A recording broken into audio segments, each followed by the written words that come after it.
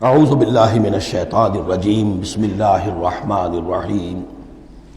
اب وہ آیت آ رہی ہے کہ یہ رسول کس لیے بھیجے گئے؟ رسلا مبشرین و منذرین، یہ رسول بھیجے گئے بشارت دینے والے بنا کر اور خبردار کرنے والے بنا کر، لئلا یکون للناس علی اللہ حجۃ بعد الرسل، تاکہ نہ رہ جائے لوگوں کے حق میں، للناس لام نوٹ کیجئے، علی اللہ اللہ کے مقابلے میں کوئی حجت کوئی دلیل رسولوں کے آنے کے بعد، وکان اللہ عزیزا حکیما، اور اللہ تعالیٰ زبردست ہے لیکن ساتھ ہی حکمت والا ہے۔ اب اس کو سمجھیے کہ جب ہم یہ کہتے ہیں کہ قیامت کے دن اللہ تعالیٰ حساب لے گا اور امتحان ہوگا، امتحان سے پھر نتائج نکلیں گے ہمارے کہ کون پاس ہوا کون فیل ہوا، لیکن امتحان لیا جاتا ہے کچھ پڑھا کر، کیا پڑھایا ہمیں؟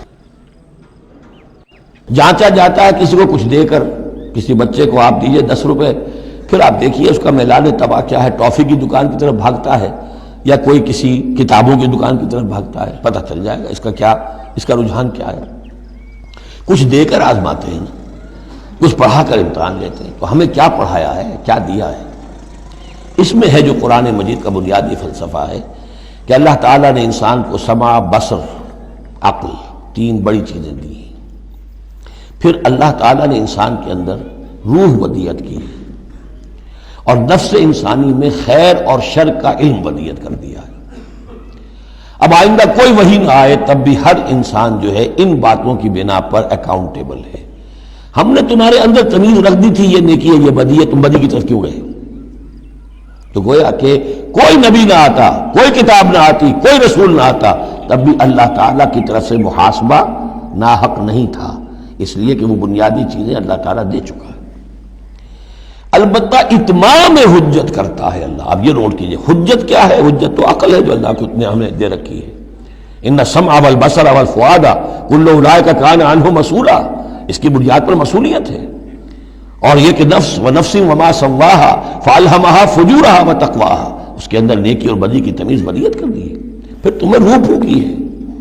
ان سب چیزوں کی بنا پر تم اکاؤنٹیبل ہو، کوئی نبی آتا یا نہ آتا، یہ حجت اللہ کی تم پر قائم ہے۔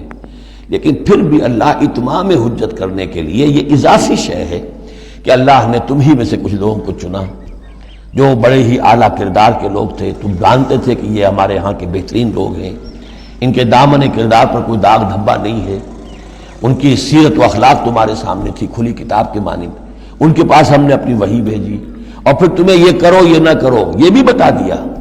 ایگزامینیشن میڈ ایزی بھی ہو گیا تمہارے لیے، اس امتحان کو ہم نے اتنا آسان کر دیا تاکہ اب کسی کے پاس کوئی عذر باقی نہ رہ جائے، کوئی جو ہے یہ پلیڈ نہ کر سکے کہ میں تو اگنورنس کے پلیڈ کرے کہ میں تو اگنورنٹ تھا، مجھے معلوم نہیں تھا۔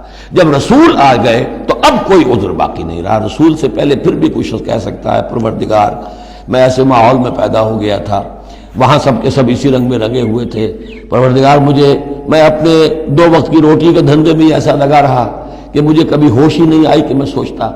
لیکن جب رسول آ جاتے ہیں اور رسولوں کے آنے کے بعد حق مبرہن ہو جاتا ہے اور حق و باطل کے درمیان امتیاز بالکل واضح طور پر قائم ہو جاتا ہے، پھر کوئی عذر باقی نہیں رہتا، کوئی حجت پیش کرنے کے لیے لوگوں کے جانب سے اللہ کے سامنے اللہ کے محاسبے کے مقابلے میں باقی نہیں رہتی۔ تو یہ اتمام حجت ہے، اللہ کی طرف سے حجت کا اتمام۔ رسلا مبشرین، اور کر کیا سکتے ہیں رسول؟ نہ کسی کو زبردستی ہدایت پر لا سکتے ہیں، ظاہر بات ہے کسی کو گمراہ کرنا تو پیش نظر ہے ہی نہیں، لیکن کسی کو زبردستی ہدایت پر نہیں لا سکتے۔ ہاں جن کے اپنے اندر کی یہ چیزیں جاگ جائیں گی، متوجہ ہو جائیں گے، اپنے باطن کی حقیقتوں کی طرف دیکھیں گے، اور پھر یہ کہ نبی کی بات سنیں گے، اس سے فائدہ اٹھائیں گے، سیدھے راستے پر چلیں گے، ان کے لیے مبشر ہوں گے، بشارت، فراح و ریحان و جنت نعیم۔ اور جو لوگ یہ ہے کہ اس کے بعد بھی اپنی غلط ہی راستوں پر چلتے رہیں گے، تعصب میں، ہٹ دھرمی میں، ضد میں، مفادات میں، چودراہٹوں کی وجہ سے، ان کو خبردار کریں گے کہ اب تمہارے لیے بدترین انجام جو ہے جہنم تیار ہے۔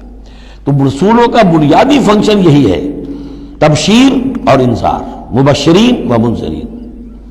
کس لیے؟ لے اللہ یکونا، تاکہ نہ رہ جائے، للناس لوگوں کے پاس، لوگوں کے حق میں، اللہ اللہ کے مقابلے میں، یعنی اللہ کی حجت، اللہ کے محاسبے کے مقابلے میں، حجت، کوئی حجت، کوئی عذر، کوئی بہانہ باقی نہ رہے بعد الرسل، رسولوں کے آنے کے بعد۔ وکان اللہ عزیز حکیمہ، اللہ عزیز ہے، بغیر رسولوں کے بھی محاسبہ کرے، اختیار اس کا مطلق ہے، حکیم ہے، اس نے یہ نظام بنایا ہے اپنے محاسبہ اخروی کے لیے۔ اب اس میں البتہ ایک بات اور نوٹ کر دیجئے، یہ بڑی تفصیل سے میں نے یہ چیزیں لکھی ہوئی ہیں اپنی ایک کتاب میں، نبی اکرم صلی اللہ علیہ وسلم کا مقصد بعثت، کہ ایک بنیادی مقصد رسالت کا وہ تو یہ ہے، اور ایک تکمیلی مقصد ہے رسالت کا جو محمد الرسول اللہ پر جا کر کامل ہوا ہے صلی اللہ علیہ وسلم، وہ ہے لِیُظْہِرَهُ عَلَى الدِّینِ كُلِّهِ۔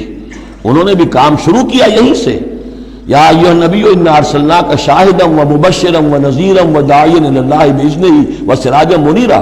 بنیادی حیثیت تو وہی آپ کی بھی وہی ہے، لیکن اس کے اوپر تکمیلی حیثیت کیا ہے؟ هو الذی ارسل رسولہ بالہدی ودین الحق لیظہرہ علی الدین کلہ۔